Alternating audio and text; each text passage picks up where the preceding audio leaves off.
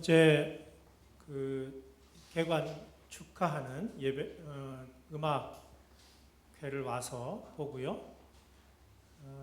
우리 성도님들에게도 오늘 또 우리 카페 개관하는 일도 있습니다만 축하하는 마음이 가득할 뿐만 아니라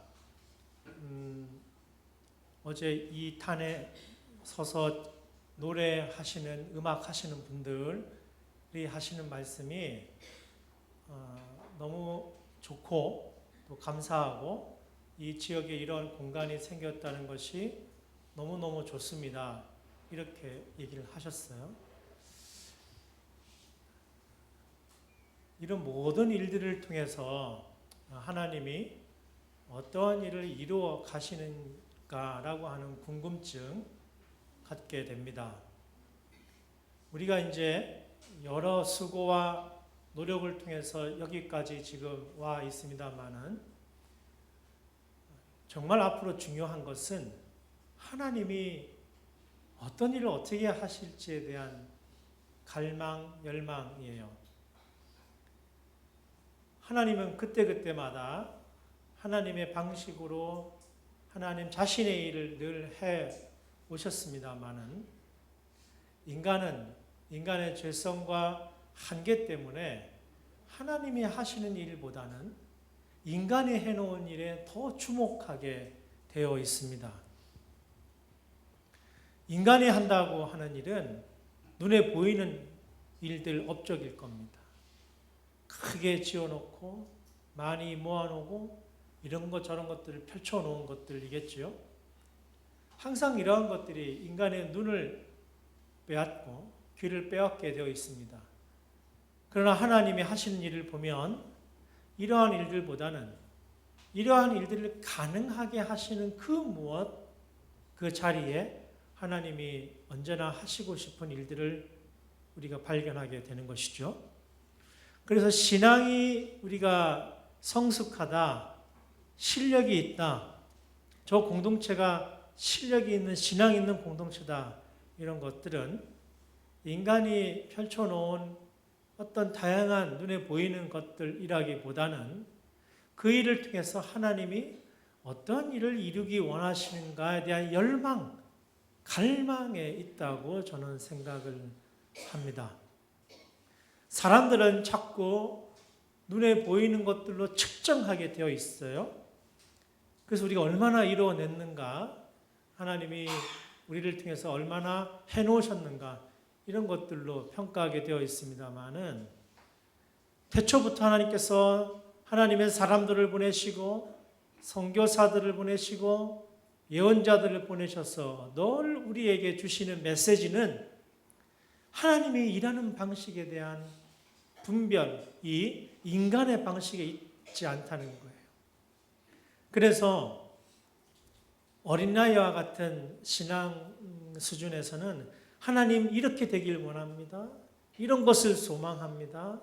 라고 하는데 실제로 하나님이 이루어 놓으신 일을 보면 우리가 생각한 것과는 전혀 다른 방식이거나 우리가 상상하는 것과는 전혀 엉뚱한 모습일 경우가 있는데 어린아이 같은 신앙인들은 그때 이건 우리가 원하는 것이 아닙니다. 이것을 우리가 바라던 것이 아니에요. 라고 말하지만 신앙이 성숙한 사람 또는 공동체는 도대체 하나님이 이 엉뚱한 일들, 이런 일을 통해서 원하시는 게 무엇이지? 우리가 하나님이 하시는 일을 분별해야 되겠는데 어떻게 하면 그분이 하시는 일을 분별할 수 있지? 이런 거룩한 열망을 갖게 되는 것입니다. 신앙이 성숙하다고 하는 것은 바로 이 하나님이 하시는 일에 대한 민감한 반응인 것이죠. 어리석은 사람은, 교만한 사람은, 거만한 사람은 그래서 이 하나님이 하시기 원하시는 일보다는 자신들이 하기 원하는 일들에 더 많은 시간과 에너지를 쏟게 되어 있습니다. 꼭 교회일 뿐만 아니라 세상 이치가 또한 그렇습니다. 지혜로운 사람은 하나님께서 이 세상을 통해서 어떤 일을 이루어 가시는지를 분별하게 되어 있습니다. 저는 교회를 통해서 하나님이 일하기 원하시는데 그 교회를 하나님이 어떻게 만져가시고 어떻게 이루어 가시는지 굉장히 기대를 가지고 있습니다. 성흥교회를 바라볼 때 사실 본인들이 이루어 놓은 건물과 또 선교의 역사들을 뒤로하고 새로운 지역으로 이사를 오는 경우는 종종 있습니다만은 보통 이렇게 어려운 말로 하면 존재의 양식이다라고 얘기하는데 존재의 양식을 이렇게까지 급격하게 바꾸어서 새롭게 하나님의 일을 하고자 마음먹는 공동체는 그리 많지가 않습니다. 그러면 우리가 이 새로운 모습으로 하나님 앞에 서서 예배하고 찬양하고 선교할 이런 모든 과정들을 통해서 궁금하게 남는 것은 바로 이런 것이죠. 도대체 왜 하나님이 무엇을 하시려고 이렇게 이끌어 가시는가? 사실 피곤한 일이고요. 복잡한 일이고 어려운 일입니다.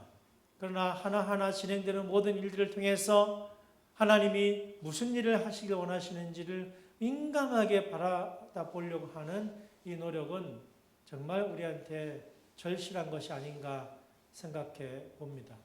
오늘날 많은 교회들이 있지만 자신들이 이루어 놓은 일들, 자신들이 해놓은 것들에 대한 증언은 있지만 하나님이 무엇을 하셨는지에 대한 증언은 너무 빈약하고 왜소하게 보여집니다. 그래서 그렇게 많이 모이는 교회들, 그렇게 큰 교회들이 이 분당에도 얼마나 많이 있습니까? 그럼에도 불구하고 도대체 그 사역과 그 인간의 해놓은 증언들을 통해서 어떤 일들이 벌어졌는지는 도대체 알 수가 없는 경우가 많아요. 그런 일들 통해서 하나님이 구체적으로 어떤 일을 했는지, 큰 건물과 많은 사람을 모아놓은 것 외에 하나님이 어떤 일을 하셨는지를 구체적으로 듣기 어렵습니다.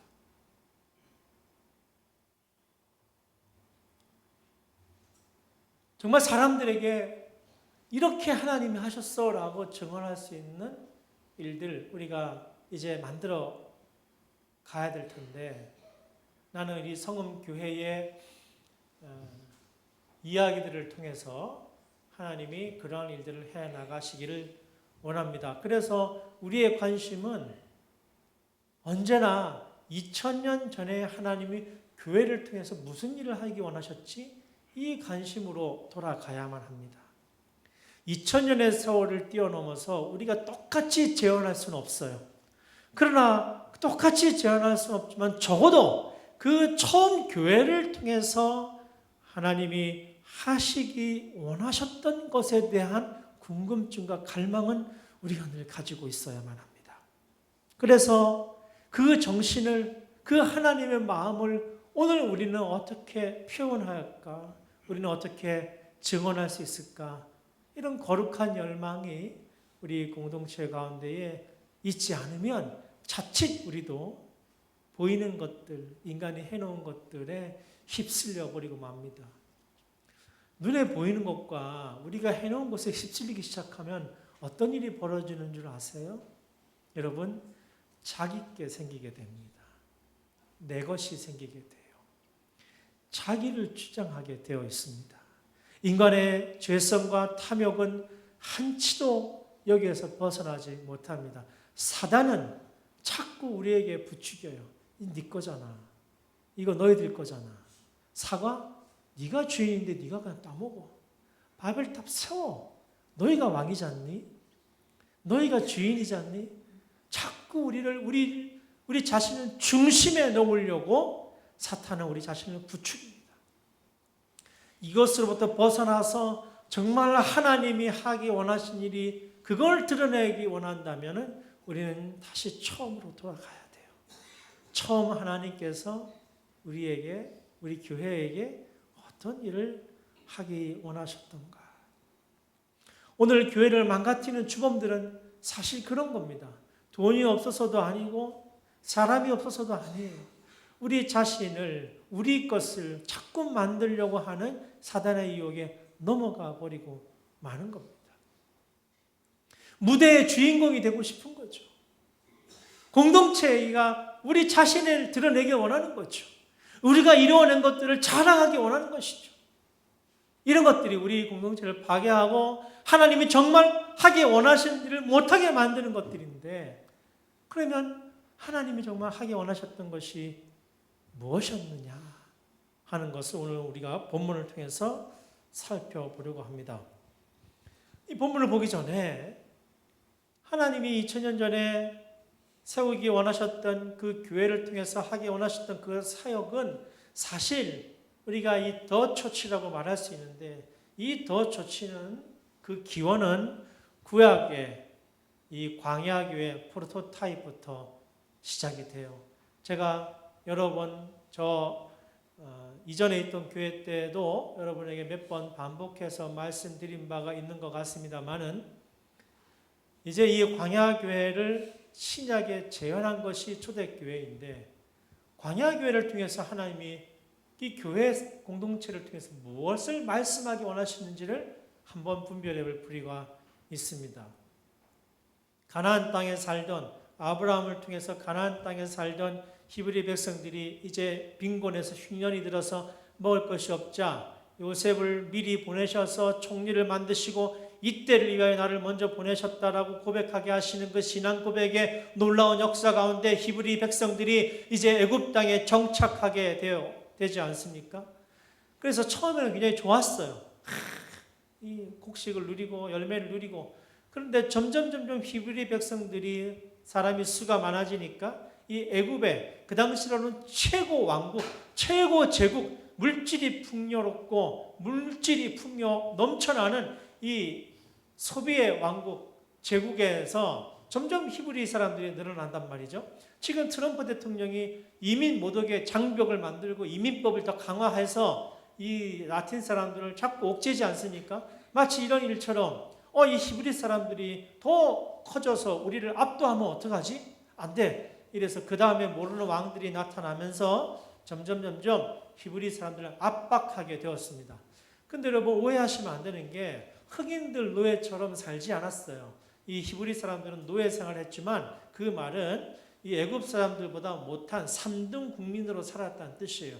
그래서 자기 집이 있고 자기 소유가 있고 얼마든지 풍족하게 그렇게 살았던 사람들인데, 이제 이들을 모르는 그 다음 세대의 왕들이 나타나서 이들이 점점 커지니까 불안하니까 이들에게 노역을 부과하고 노동을 더 착취하는 법을 만들어서 피라미드를 만들고 건축물들을 만들면서 히브리 사람들을 이제 노동에 헌신하게끔 이렇게 하게 된 것이죠. 그러니까 힘이 들죠. 힘이 되니까 그 와중에 이 모세가 자신이 히브리 사람이라는 걸 알게 되고 자신의 백성들이 이렇게 힘든 걸 보고 살인을 저지르게 되면서 이 모든 일들이 이제 하나님의 이야기가 시작이 되는 겁니다. 하나님께서 이 백성들을 탈출시키기 원하셨어요. 이 애굽의 제국에서 탈출시키기 원하셔서 구름기둥과 불기둥으로 이끄셨고 홍해를 갈라서 이제 드디어 광야로 이끄셨는데, 먹을 것을 3일밖에 안 가지고 나온 터라 다 떨어지니까 이들이 모세를 원망합니다. 뭐라고 원망했냐면, 하나님께서 이들의 신음을 들으시고 이제 자유를 주시고 해방을 주시기 위해서 광야로 이끌어냈음에도 불구하고 이들이 원망하기를, 그때는 우리 집이 있었는데 거기에는 우리가 고깃국을 먹고 살았는데 모세가 우리를 굶어 죽이려고 여기 우리를 불렀구나 라고 원망을 하게 됩니다. 이게 인간의 모습이고 저와 여러분의 모습이에요. 하나님이 일하시는 것보다 자기 것이 없다는 것이 더 원망스러웠던 것이죠. 자신이 먹을 것이 없다는 것이 더 원망스러웠던 것입니다. 이때 하나님께서 만나를 내려주셨는데, 여러분 만나의 속성이라는 게 저장이 불가능한 것입니다. 다시 말해서 자기 것이 없는 음식이에요. 여러분 제 아무리 부자라도 안 먹고 살 수 있겠습니까? 100평에 살아도 굶으면 죽습니다. 재벌 회장님이라도 결국은 안 먹으면 죽는 존재가 우리 인간이에요. 별 볼 일 없는 존재입니다. 우리가 사실은. 다 먹기 위해서 우리가 이 난리를 겪고 있는 것입니다. 그러나 애굽의 그 풍족한 땅에서는 자기 것이 있었고 충분히 먹고 살았는데, 이 광야에서는 하나님이 만나를 주셨는데 이 자기 게 아니에요. 왜냐하면 저장이 안 돼요. 하루가 지나면 다 사라져 버리게 되는 것이죠. 저장이 안 되면 자기 것으로 만들 수가 없어요. 아무리 많이 가지고 왔어도 저장이 안 되니 이웃집과 나눠 먹을 수밖에 없습니다. 아깝지 않았어요. 이웃집에게 내 것을 나눠주는데 하나도 아깝지 않아요. 왜? 어차피 내 것이 아니니까. 내 것이 아닌 다음에는 아깝지 않은 것입니다. 기꺼이 나눠주는 겁니다. 더불어 먹고 사는 겁니다. 함께 먹고 사는 거예요. 내 것이 아니니까요. 어차피 이게 내 것이 될 이유가 없으니까요. 만약에 하루 다음에도 내가 저장할 수 있고 내 것이 될 수 있다고 생각해 보십시다. 그러면 힘 있는 사람이 더 많이 가져왔을 거예요. 힘 없는 사람은 조금 가지고 왔을 겁니다. 그리고 힘 없는 사람이 먹을 게 없게 되면 내 것을 돈 내고 사 먹으라고 그랬을 거 아닙니까? 그러니 인간의 탐욕의 역사, 이 자본주의의 역사는 바로 이런 역사지요.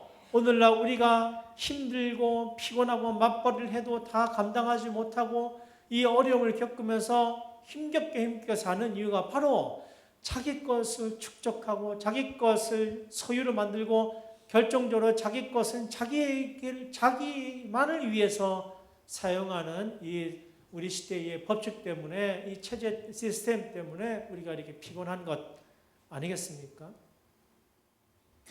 교회를 다니는 사람이 그렇게 많아도 여러분 이 자본주의 속성대로 살아가다 보면은 피곤하게 되어 있습니다. 여러분 제 말을 한번 잘 들어보십시오. 오늘날 큰 교회, 대형 교회들이 주로 어디 있습니까? 대한민국에서는 잘 사는 동네에 대부분 있습니다. 가난한 동네에는 큰 교회가 있을 수가 없어요. 여러분 이게 왜 이런 일이 벌어집니까? 이렇게 되면 교회가 영향력 있고 힘 있는 사람들의 모임으로 다 되게 되어 있는 것이지요. 이렇게 되면 힘을 발휘하지 못합니다. 왠지 아십니까?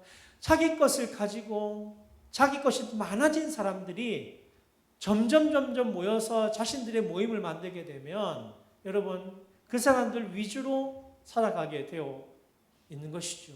이래서 많은 사람들이 모이는 교회가 이렇게 즐비하지만 하나님의 능력을 발휘하는 교회들이 나타나지 못하게 되는 것입니다. 광야교회에서 훈련받은 게 어떤 것입니까?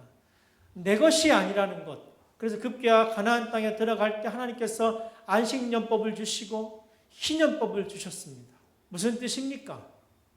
땅은 너희 것이 아니라는 거예요. 12지파에게 나눠서 각자의 땅을 주셨지만 50년이 되면 다시 돌려주라는 겁니다. 빚진 것도 돌려주라는 거예요. 너희 것이 원래 아니니까 다 내가 너희들을 해방시키고 너희들을 광야로 끌고 나와서 너희들에게 준 건 다 내 것이니까 너희들이 일정 기간이 지나면 다시 다 돌려주라는 겁니다. 심지어는 이자도 받지 말라는 하나님의 법이 있습니다. 핵심이 뭡니까?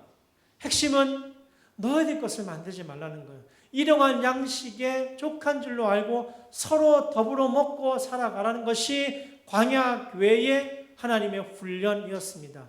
저 제국의 방식, 소비의 방식, 자기 것을 만들어가는 방식, 저 애굽의 방식으로부터 벗어나서 젖과 꿀이 흐르는 저 가나안 땅, 내가 준 땅에 들어가기 전까지 너희는 40년 동안 훈련을 받아야 돼. 어떤 훈련이겠습니까? 내 것을 내 것이라고 주장하지 않는 훈련, 모두가 하나님의 것이라고 고백하는 훈련, 그리고 나서야 급기야 드디어 나는 너희의 하나님이 되고 너희는 내 백성이 될 수 있는 거야.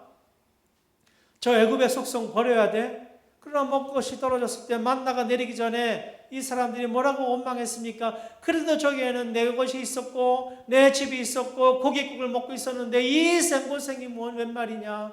저 젖과 꿀이 흐르는 저 하나님의 약속의 땅 안중에도 없고 자신의 것이 없다는 것 때문에 원망했다는 것이지요. 이것이 인간의 죄성입니다.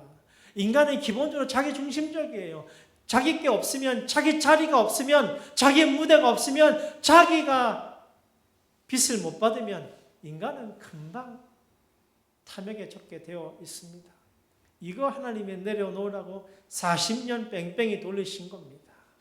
그래도 그게 안 되니까 결국은 다음 세대만이 가나안 땅에 들어가지 않았습니까? 심지어 모세도 못 들어가지 않았습니까? 여러분은 어떠십니까? 여러분이 주인공이 안 되면, 우리 것을 주장하지 못하면 우리 얼마나 마음이 힘들어집니까? 그러나 여러분, 성숙한 신앙은 바로 자기 중심성으로부터 벗어나는 거예요. 우리가 이루어오는 것이 아니라 하나님이 이루어 가시는 것을 볼 수 있으려면 바로 그 눈을 가져야 되는 거예요. 내가 중심이 아니라 우리 하나님이 중심에 서서 그분이 이루어 가시는 일들을 볼 줄 아는 섬세하고 민감한 신앙이 있어야 되는 거예요. 바로 이 광야교회를 통해서 우리에게 말씀하시고자 하셨던 그 하나님의 야훼 하나님의 메시지, 너희가 주인이 아니야. 다 내가 준 거야. 이 메시지가 오늘날 이 2000년 전에 성령이 임하시면 권능을 받고 너희가 권능을 받고 예루살렘과 유대와 사마리아 땅 끝까지로 내 증인이 되리라 말씀하신 그 성령의 역사가 마가다락방에서 불의 혀같이 내린 다음에 실제로 예루살렘부터 교회가 시작이 되는데, 이 교회가 여러분 안 보는 사람들이 못 보는 사람이 눈을 뜨고 안전병이가 벌떡벌떡 일어나고 이런 일들 기적 때문에 사람들이 몰려든 것뿐만 아니라 실제로 사람들이 몰려들고 감동을 받고 교회가 생겨나게 된 이유는 여러분 정말 본질적인 이유는 다른 데 있었고, 그것이야말로 하나님이 교회를 통해서 하기 원하셨던 일이었습니다. 이걸 못 보면 큰 교회 자랑하게 되고 많은 숫자 자랑하게 돼요.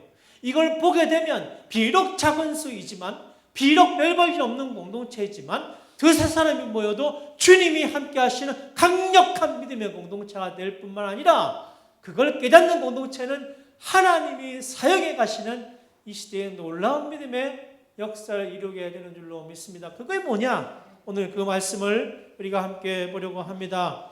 32절에 보니까 믿는 무리가 한 마음과 한 뜻이 되어 모든 물건을 통용하고, 여러분 놀라운 말씀이 있지 않습니까? 자기의 재물을 조금이라도 자기 것이라 하는 이가 하나도 없더라. 애굽도 제국이었지만, 풍요의 제국이었지만, 이 당시 로마도 여러분 이 세상 모든 역사 중에 가장 풍요한 제국이었어요. 정말 풍요한 제국이었고, 이 식민지였던 유대 땅에서 바로 그 로마의 법대로 살아가는 그런 일들이 벌어졌습니다. 지금 여기가 예루살렘 아닙니까? 예루살렘의 종교 지도자들, 여러분 하나님 앞에 제사장들이 어떤 일들을 했습니까? 여러분 물건을 팔아서 자기 걸 만들고 이것저것 해가지고 사람들이 헌금을 해가지고 이렇게 그런 난리를 치지 않았습니까? 그러면서 교회가 점점 하나님의 사람들이 점점 자기 것이라 주장하면서 신앙은 어디가 사라져버리고, 예수님이 뭐라고 비판했습니까?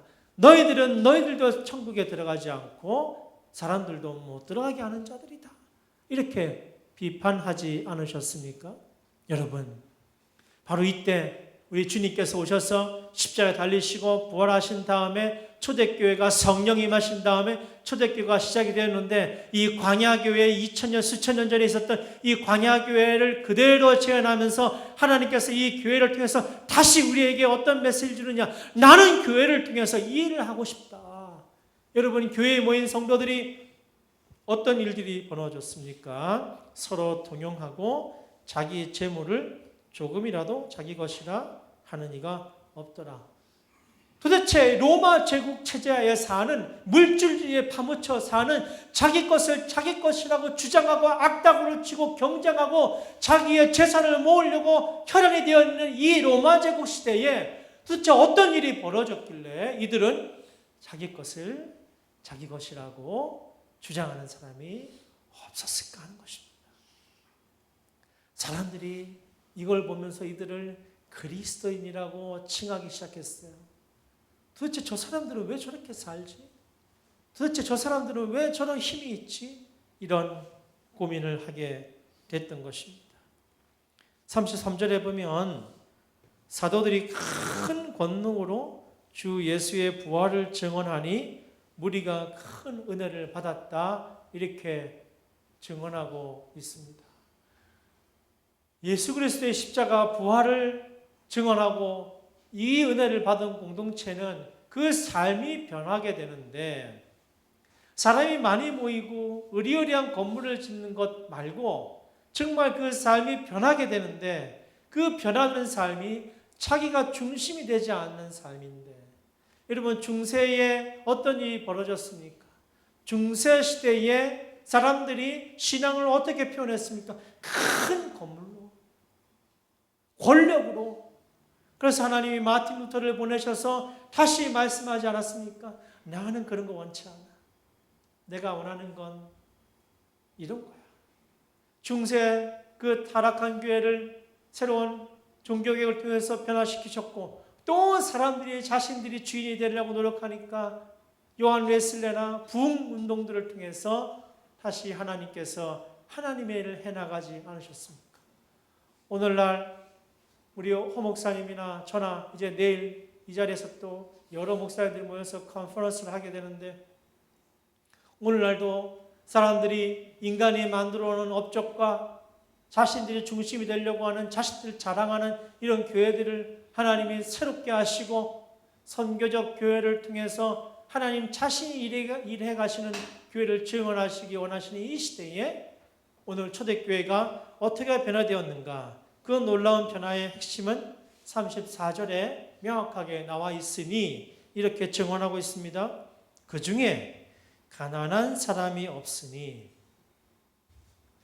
여러분, 가난한 사람이 없으니, 여기엔 두 가지 가능성이 있어요.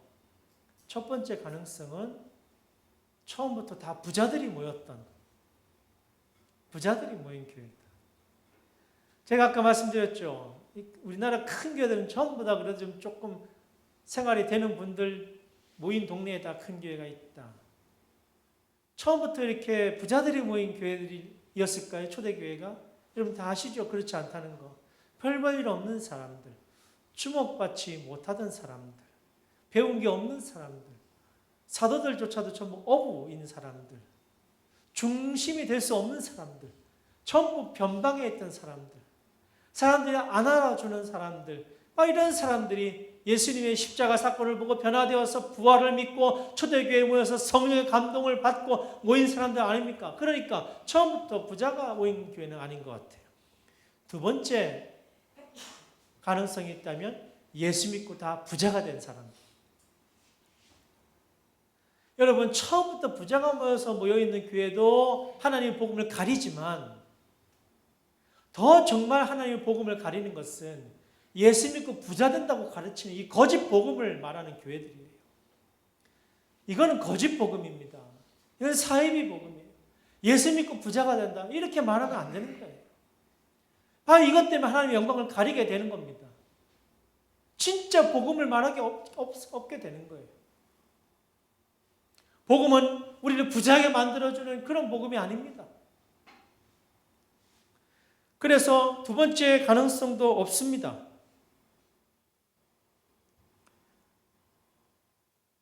성경 말씀에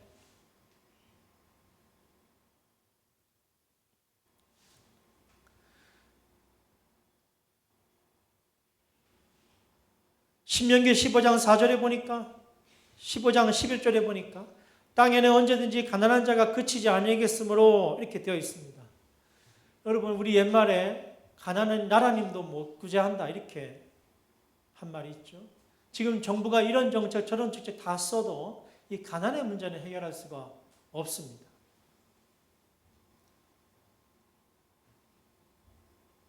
가난한 사람들을 해결하려면 정치적으로, 역사적으로 해결한 사례가 하나 있는데, 공산주의가 그렇게 했어요.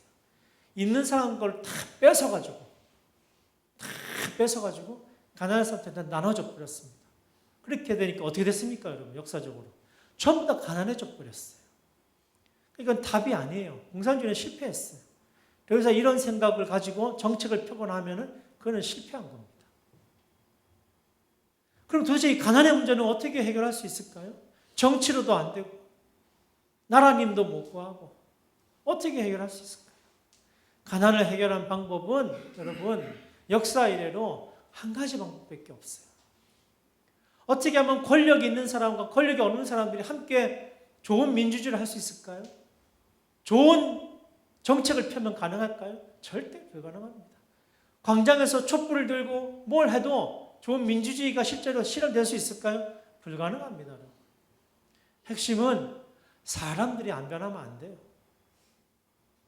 가난의 문제는 나라도 정책도 해결하지 못하는 구석인데 오늘 하나님 말씀이 분명히 우리에게 증언하는 바가 있습니다.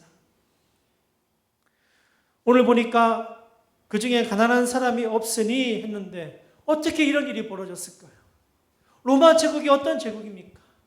서로 부자가 되려고 하고 서로 자기 것을 소유하려고 하는 그런 제국이 아니었습니까? 이럴 때 어떻게 가난한 사람이 없어졌을까? 그 비밀이 그 다음 절에 있습니다. 밭과 집 있는 자는 팔아 그 판 것의 값을 가져다가 사도들의 발 앞에 두매 그들이 각 사람의 필요를 따라 나누어 줍니다. 여러분, 가난의 문제는 은혜 받은 자들이 베풀고 나누는 일 외에는 방법이 없습니다. 권력의 문제를 해결하는 것은 힘 있는 사람들이 은혜 받고 힘 없는 사람을 섬기겠다고 나서는 일 외에는 다른 길이 없습니다. 안 그러면 계속 싸워요. 자기가 중심이 되겠다고. 여당 싸우는 거 진절머리가 나지 않습니까? 왜 싸웁니까? 자기가 이기겠다. 자기가 이기겠다. 오늘날 부동산 아파트는 이 난리통을 외칩니까? 자기 것을 더 많이 쌓아놓겠다고. 자기가 자기 것의 주인 되겠다고 이 난리를 벌이는 것 아닙니까? 선진국에는요, 뭐 어떻게 했는지 모르겠지만 이렇게까지 우리처럼 이렇게 난리를 안 핍니다. 사람이 변화되지 않으면 어떤 정책도 무용지물이 됩니다. 권력이 있는 사람이 권력 없는 사람은 섬기고 베풀지 않으면 좋은 민주주의가 일어나지가 않습니다. 많이 가진 사람들이 은혜 받아서 이게 내게 아니구나 이렇게 변화해서 서로 베풀고 서로 사랑하는 그 낮은 마음을 갖지 않으면 여러분 초대교회 같은 이런 놀라운 일들이 벌어지지가 않습니다. 성령이 임하시면 성령이 강권하시면 광야교회에서 하나님께서 훈련시키신 것처럼 이제 내 것이 아니라고 고백하게 되고 이것을 나누게 되는 것이죠. 이단들은 이 말씀을 이렇게 활용합니다. 그러니까 다 갖다 바쳐라. 다 갖다 바쳐라. 다 쓸데없는 거다. 이 집회가망신하게 되는 것이죠. 제가 오늘 일찍 와서 우리 목사님 방에서 내려다 보니까 저희 이단들에 가는 사람들 발걸음이 얼마나 많은지 마음이 무너지더라고요. 저 불쌍한 영혼들. 도대체 하나님이 성은교를 왜 여기다 갖다 세우셨는지 이 하나님 뭔가 하시려나 보다 생각이 드는데 여러분 우리가 2000년의 역사가 있기 때문에 자본주의 사회에 우리가 살고 있기 때문에 초대교회처럼 그렇게 하자는 것 아니고 그렇게 해서도 안 되고 그러나 적어도 성령께서 임하셔서 그들에게 가르쳐 주시고자 했었던 그 성령의 놀라운 역사를 우리가 어떻게 표현할 수 있을까? 어떻게 하나님의 능력을 재현할 수 있을까를 고민해야 되는데 교회가 안 하니 하나님의 이 세계의 새로운 자본주의 이 너무나 사람들 피곤하게 하고 돈 때문에 사람이 죽어나가고 서로 경쟁하지 않으면 살 수가 없고 이런 사람들을 망가뜨리는 자본주의 이렇게 하면 안 되겠다고 생각하신 하나님께서 지금 전 세계에 예컨대 사회적 경제니 공유 경제니 뭐 공정무역이니 사회적 기업이니 뭐 협동조합이니 이런 것들을 자꾸 일으키셔서 함께 더불어 살아가는 삶을 우리에게 보여주시고 계신다고 저는 생각을 합니다. 일부 사람도 이런 것을 뭐 사회주의 아니냐 이렇게 얘기하는데 참 바보 같은 생각인 것이에요. 이렇게 정치체제에 우리가 휘둘릴 이유가 없습니다. 성경에서 말하는 바를 우리가 어떻게 표현해낼 수 있을까를 고민하면 되는데 그래서 믿음의 많은 형제자매들이 또 선교적 교회의 지체들이 이런 일들에 적극적으로 참여하고 있는 모습을 최근 많이 지켜보게 됩니다. 여러분 성령이 임하시면 자기가 중심이 아니 되고 하나님께서 중심이 되는 놀라운 역사가 일어납니다. 신앙이 40년이 되고 30년이 돼도 이걸 깨닫지 못하면 자꾸 자기가 올라오는 거예요. 자꾸 자기 중심성이 올라와서 자기 것을 자기 것이라 주장하게 됩니다. 오늘날 많은 교회들이 수없이 많은 큰 교회들이 왜 이렇게 세상을 변화시키는 능력을 갖지 못합니까? 10,000명, 20,000명 모이는 교회들이 그 무수히 많은 설교와 그 무수히 많은 사역을 통해서 세상을 어떻게 변화시키고 있습니까? 그 교회들의 세상을 바꾸고 있습니까? 이렇게 어그러져 가고 있고 자신의 주장을 하고 자기 것을 자기 것이라 주장하는 세상을 바꾸고 있습니까? 우리나라의 정치 경제를 변화시키고 있습니까?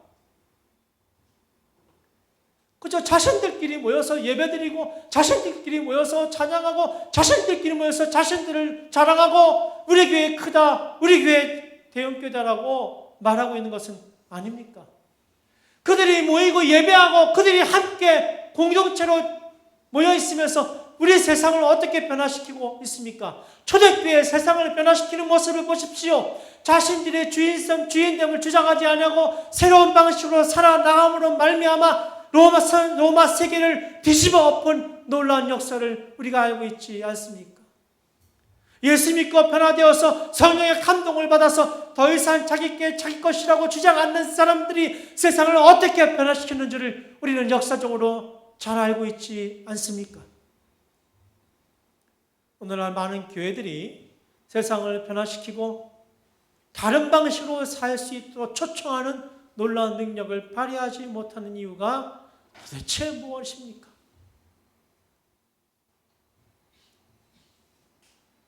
부자가 되는 복음은 없습니다. 처음부터 잘 나가는 사람들끼리 모여있는 교회도 교회가 아닙니다. 우리는 모두 죄인이었지만 하나님 앞에 은혜 받고 모두 낮아져서 내가 나의 주인이 아니구나. 내가 가진 것들이 내 것이 아니구나. 이 고백 위에 서서 겸손하게 사람들을 섬기고 사랑하는 것이 하나님께서 우리를 통해 하기 원하시는 일입니다. 성흥교회는 이제 이 지역에 파송받아서 하나님께서 처음 교회 또 광야교회를 통해 하기 원하셨던 그 일을 하라고 여기에 세워준 줄로 믿습니다. 우리가 지금 펼쳐놓은 것만 봐서는 안 됩니다. 이것들을 통해서 진짜 주인 되신 우리 하나님이 어떤 일을 하기 원하시는지를 우리 여러분 분별하셔야만 합니다. 자칫하면 사단이 우리 마음을 움직여서 우리가 주인이라고, 이거 다 우리 거라고 우리를 자랑하게 됩니다.